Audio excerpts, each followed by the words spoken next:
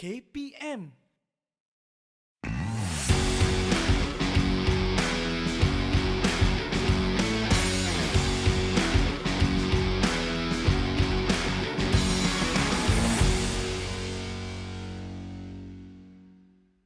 Hai semua, Assalamualaikum warahmatullahi wabarakatuh dan salam sejahtera. Bertemu kembali dalam Diet dan Nutrisi bersama saya, Dietitian Nora.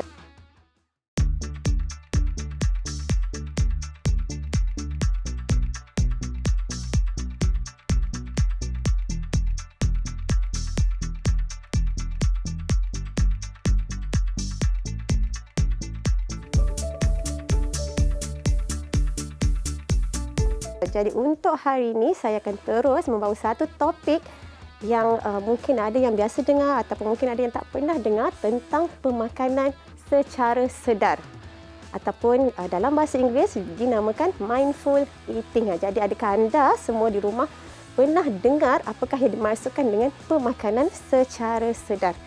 Jom saya bawakan beberapa senario ataupun keadaan yang mana mungkin anda di rumah pernah melaluinya. Jom kita pergi kepada senario pertama, iaitu anda makan di rumah bukan disebabkan lapar.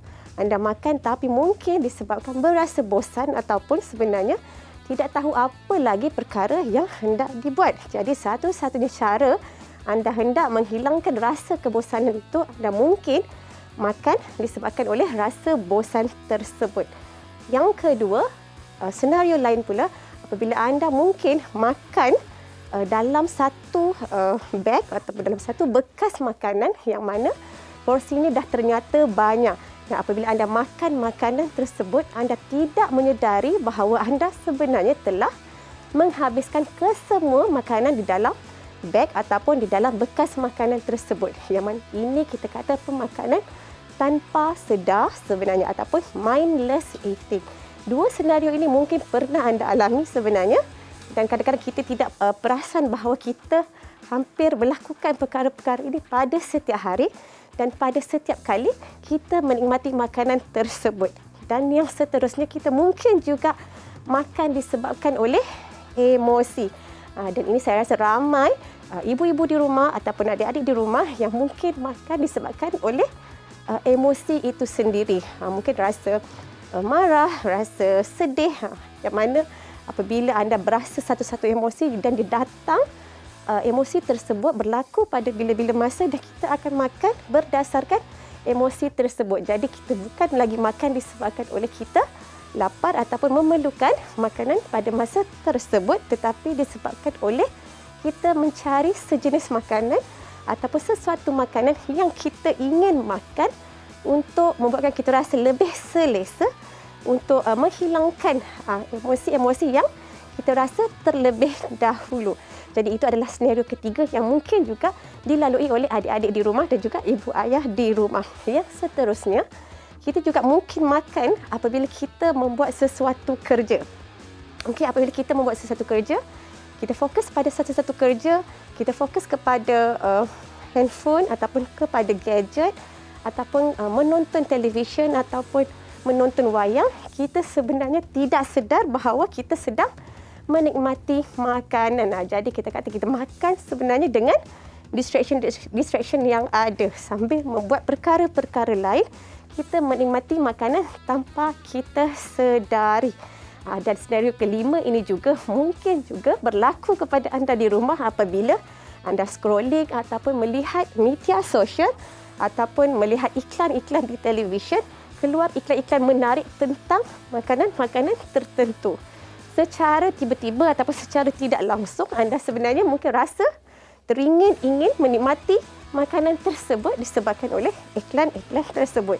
Jadi seterusnya selepas saja melihat iklan-iklan tersebut, kita rasa ingin menikmati makanan dan juga ingin dapatkan makanan tersebut. Itu antara senario yang kita katakan pemakanan tanpa sedar sebenarnya yang berlaku dalam hari-hari kita sebenarnya.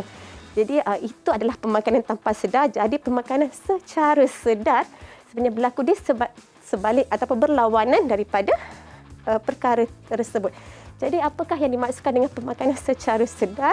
Yang mana pemakanan secara sedar kita tidak lagi fokus kepada apa yang dimakan, tapi kita akan fokus kepada bagaimana kita makan, iaitu how dan juga why, kenapa. Okey, kalau sebelum ni kita mungkin tahu tentang makronutrien, tentang karbohidrat, tentang lemak, tapi kali ini kita lebih kepada menikmati makanan tersebut, fokus kepada makanan tersebut sendiri, dan itu dinamakan mindful eating. Jadi untuk mengetahui lebih banyak information ataupun maklumat tentang pemakanan secara sedar, jangan lupa saya akan kembali selepas ini.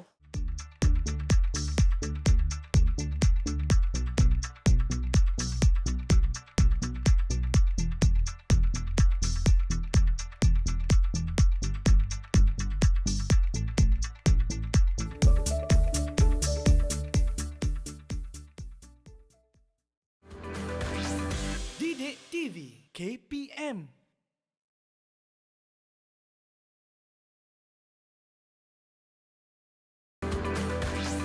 Didik TV KPM.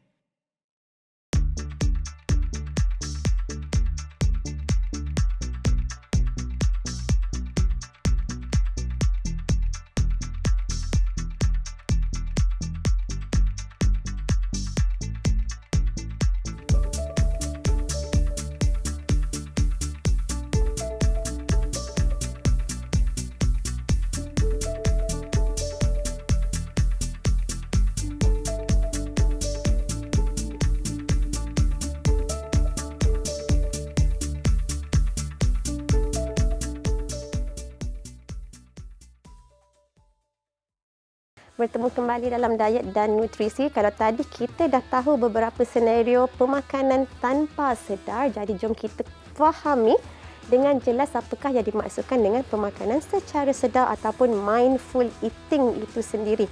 Yang mana untuk pengetahuan semua, mindful eating bukanlah sejenis diet dan dia tidak menyarankan ataupun bukan satu teknik diet sekalipun, kerana ia merupakan satu teknik tentang cara kita makan sebenarnya, dan kita tak perlu mengira kalori untuk kita mengamalkan mindful eating itu sendiri. Jadi apakah yang kita maksudkan tentang mindful eating? Untuk lebih jelas, pemakanan secara sedar adalah satu teknik yang mana kita menggunakan kesemua deria yang kita ada untuk lebih menghargai makanan tersebut. Kita gunakan segala deria yang ada, 5 deria itu untuk kita menikmati satu-satu makanan ataupun fokus kepada satu-satu makanan, dan kita enjoy the moment kita menikmati makanan tersebut. Jadi kita kata kita akan makan dan kita ada satu pengalaman makan yang hebat, yang menarik untuk kita lebih menikmati makanan tersebut, dan kita tak letakkan apa-apa judgement ataupun pengadilan terhadap makanan tersebut. Jadi ia lebih kepada pengalaman, dan dah tentu pengalaman ini adalah berbeza bagi setiap individu, dan dah tentu kita boleh mengamalkan mindful eating ini sama ada kanak-kanak, orang dewasa dan sesiapa sahaja boleh mengamalkan pemakanan secara sedar. Jadi seterusnya kita tengok langkah demi langkah bagaimana kita nak mengaplikasikan ataupun mengamalkan pemakanan secara sedar dalam aktiviti harian kita. Yang pertama, kita tengok kepada jadual. Bagi membantu kita mengamalkan pemakanan secara sedar, mempunyai satu jadual sebenarnya sangat membantu, iaitu jadual makan yang tetap pada setiap hari. Jadi kita dah siapkan satu-satu jadual pada jam berapa yang sepatutnya kita menikmati hidangan makanan. Kalau kebiasaannya untuk rakyat Malaysia, kita ada 3 hidangan utama, iaitu sarapan pagi, makan tengah hari dan juga makan malam. Jadi setiap individu sepatutnya dah letakkan bila agaknya kita perlu menikmati sarapan pagi, bila agaknya kita menikmati makan tengah hari dan juga makan malam. Dan sekiranya kita memerlukan snack ataupun ekstra makan, di antara ini kita mungkin ada 1 ataupun 2 snack lagi mengikut keperluan. Jadi dengan adanya jadual, kita akan lebih alert ataupun lebih alert dengan kita punya waktu makan dan bila kita sepatutnya makan, berbanding untuk mereka yang tiada jadual makan yang tetap, yang mana mungkin akan berlebihan makannya pada setiap masa. Jadi kata lapar terus makan, lapar terus makan. Jadi dengan adanya jadual dapat membantu kita untuk lebih mindful ataupun makan secara sedar apabila tiba pada masanya. Yang kedua, kita perlu lihat ataupun elakkan segala distraction ataupun gangguan. Okey, kebanyakan daripada kita ada banyak gangguan ketika waktu makan. Dalam keadaan yang serba moden dan ramai yang bekerja, dah tentu kadang-kadang ada di antara kita yang makan sambil melakukan kerja ataupun sambil menjawab telefon ataupun sambil menyiapkan kerja-kerja ataupun tugasan-tugasan, terpaksa makan pada waktu-waktu tersebut. Tapi sebaiknya pada waktu makan kita elakkan semua distraction ataupun gangguan yang ada. Maksudnya pada waktu makan kita hanya tertumpu kepada aktiviti makan itu sahaja. Jadi tak ada gangguan dari segi kerja, tak ada gangguan dari segi menonton televisyen ataupun bermain dengan gadget ataupun alat-alat yang lain. Okay, jadi pada waktu makan kita tetapkan satu masa, iaitu waktu yang sesuai untuk kita makan, dan kita pastikan kita fokus kepada makanan tersebut. Dan otak kita pula fokus kepada aktiviti makan itu sendiri. Jadi kena jadikan makan itu adalah satu acara ataupun satu event yang kita akan tempuh pada setiap hari, bukan sampingan. Kalau sebelum ni kita mungkin jadikan makan itu adalah aktiviti sampingan, maksudnya sebab buat kerja dan kita makan semasa kita buat kerja. Jadi fokusnya adalah pada kerja tersebut, bukan pada makanan yang kita makan. Jadi untuk lebih mindful ataupun lebih sedar dengan makanan tersebut, kita kena pastikan kita makan tanpa sebarang gangguan. Dan pada masa yang sama, kena pastikan kita makan di tempat yang betul. Maksudnya kalau makan sepatutnya ia berlaku di meja makan. Tapi ramai di antara kita yang mungkin makan di tempat kerja, di meja kerja sendiri, atau makan di hadapan TV, televisyen, atau makan di sofa, atau mungkin semasa menonton wayang pun makan, ataupun semasa di dalam kereta. Jadi sepatutnya kita kena pastikan kita makan hanya pada tempat tertentu dan pada masa tertentu supaya kita boleh lebih fokus dan tumpukan kepada aktiviti makan tersebut. Jadi jangan ada sebarang gangguan dan pada masa yang betul. Yang seterusnya, kita tengok kepada kita punya skala lapar. Kita ada satu tools ataupun satu alat yang boleh kita gunakan untuk memberi panduan kepada kita sebelum kita menikmati sebarang hidangan, sama ada untuk makan utama ataupun untuk snack itu sendiri. Kalau skala lapar itu sendiri mempunyai 1 hingga 10. 1 hingga 10, yang mana 1 ni adalah sangat lapar ataupun kelaparan, 5 lebih kurang nutrien dan 10 adalah sangat kenyang. Jadi kita boleh nilai tahap kelaparan diri kita sendiri berada pada paras yang mana sebelum kita menikmati makanan tersebut. Jadi sepatutnya kita makan bukan pada skala 1, bukan pada skala 2, tetapi apabila badan kita dah bagi signal kita berada pada di antara 3, 4 atau 5, kita dah mula makan sebenarnya. Bukan menantikan pada yang 2 atau 1, yang mana keadaan tersebut kita dah dapat signal lain daripada tubuh badan kita, seperti sakit kepala, perut yang berbunyi terlalu banyak kali, ataupun rasa pening ataupun hypo, yang mana kita dah terlalu lapar pada waktu tersebut. Lapar untuk makan tapi tidak terlalu lapar. Jadi sebelum makan, nilai dulu diri sendiri sama ada kita terlalu lapar ataupun tidak, ataupun kita masih lagi kenyang dan tak perlu menikmati sebarang hidangan lagi. Jadi skala lapar ini boleh digunakan sebelum makan untuk memastikan kita dapat menikmati makanan dengan lebih baik.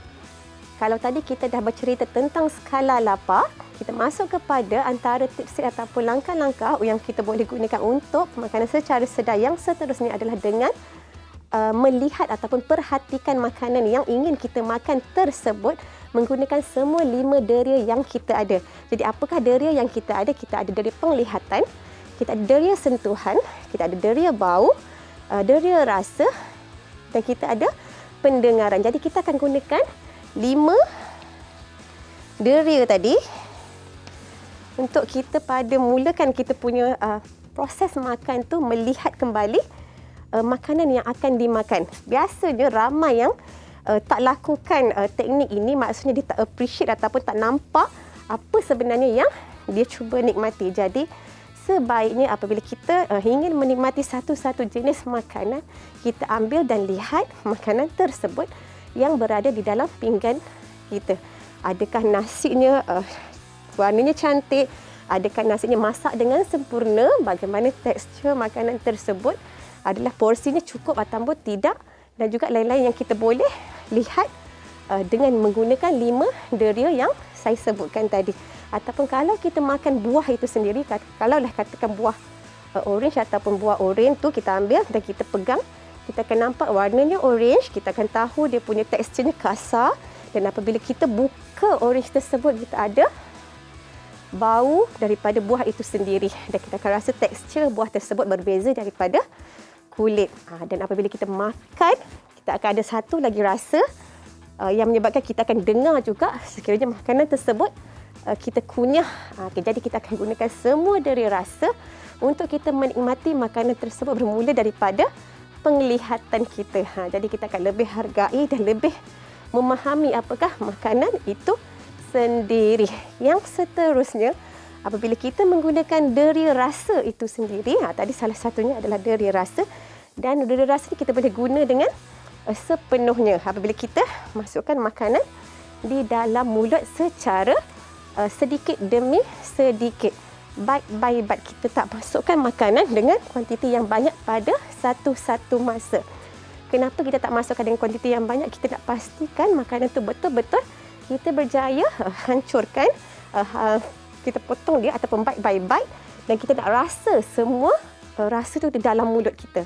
Jadi kalau kita makan orange, kita masukkan satu slice orange tu dan kita gigit, kita akan rasa sama ada masam, manis, ataupun kalau makanan lain mungkin ada rasa umami, mungkin ada rasa pahit pada makanan tersebut. Kalau kita makan kerepek, kita akan gigit kerepek tersebut, kita akan dengar bunyi kita menggigit kerepek tersebut. Jadi kita akan makan gigitan tu lebih kurang 20 hingga 40 kali kunyahan. Okay, so bite by bite, sedikit demi sedikit, dan dikunyah dengan jumlah di antara 20 hingga 40 kali, yang mana ini akan membantu proses penghadaman. Okey. Dan apabila sedang menikmati makanan separuh jalan, anda boleh berhenti sekejap untuk melihat semula skala yang ada tadi, sama ada anda makan tadi pada 3, 4, 5, iaitu lapar, dan mungkin kita akan berhenti di antara 6 hingga 8. So tidak terlalu kenyang, tapi kita dah rasa ada makanan yang masuk ke dalam badan kita. Sekiranya kita dah sampai 6, 7 ataupun 8, kita boleh stopkan ataupun berhentikan proses makan tersebut, dan kita tak perlu nak habiskan kesemua yang ada di dalam pinggan kita, yang mana ini dah menunjukkan kita sudah pun mempunyai jumlah makanan yang mencukupi mengikut isyarat yang diberikan oleh tubuh badan kita.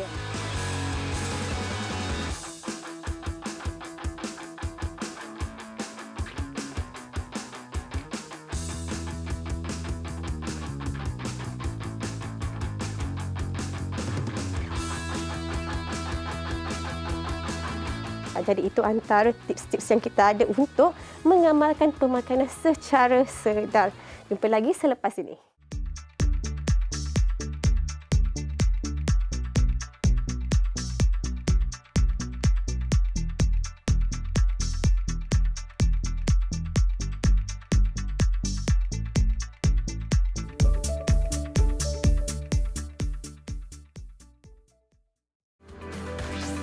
Didik TV KPM.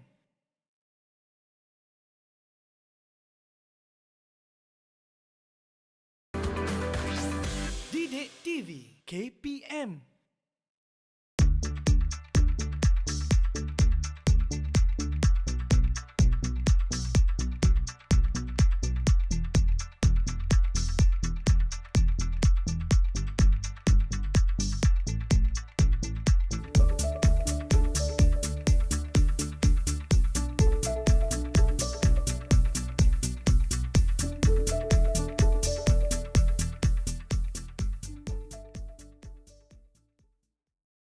Kalau tadi kita dah lihat tips-tips ataupun bagaimana kita nak amalkan pemakanan secara sedar, jom kita beralih kepada apakah manfaat yang kita dapat daripada pemakanan secara sedar.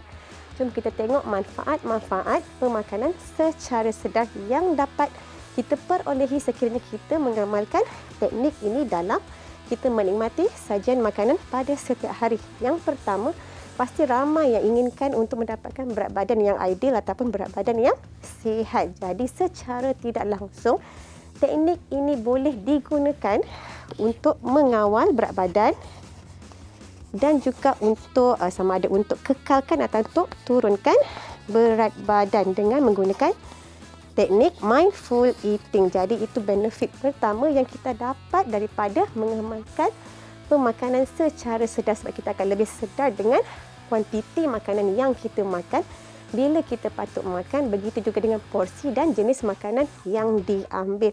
Yang kedua, kita akan wujudkan satu hubungan yang lebih baik dengan makanan itu sendiri. Jadi kita tak ada judgement bahawa ada makanan yang baik, ada makanan yang tidak baik, tetapi kita akan lebih menikmati kesemua jenis makanan dan kita tahu bila kita patut mengambil makanan tersebut dan kebaikan makanan tersebut kepada diri kita sendiri. Itu yang kedua.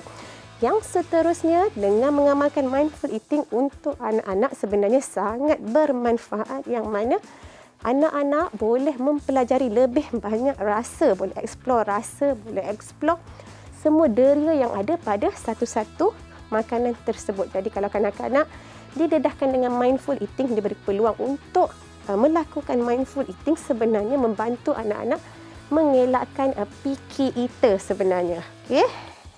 Elakkan anak-anak cerewet pada makanan dengan pendedahan teknik mindful eating, yang mana kita memberi peluang kepada anak-anak untuk menikmati rasa makanan tersebut. Itu antara kebaikan yang kita akan dapati apabila kita mengamalkan mindful eating itu sendiri.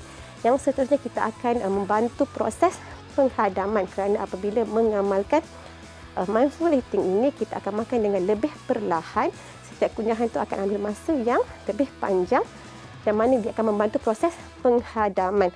Dan penyerapan nutrien juga akan membantu dengan lebih baik.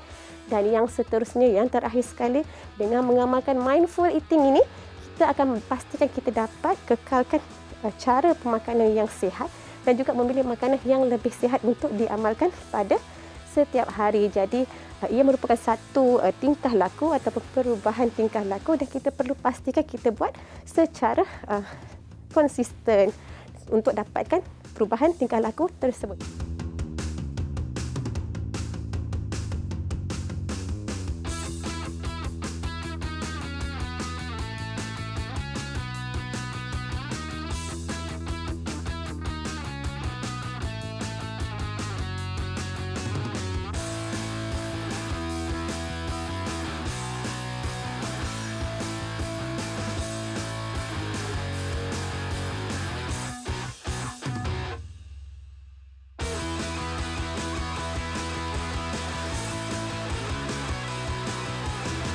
Jadi sama-sama jom kita amalkan pemakanan secara sedar untuk kehidupan yang lebih baik. Apa lagi dalam episod yang seterusnya.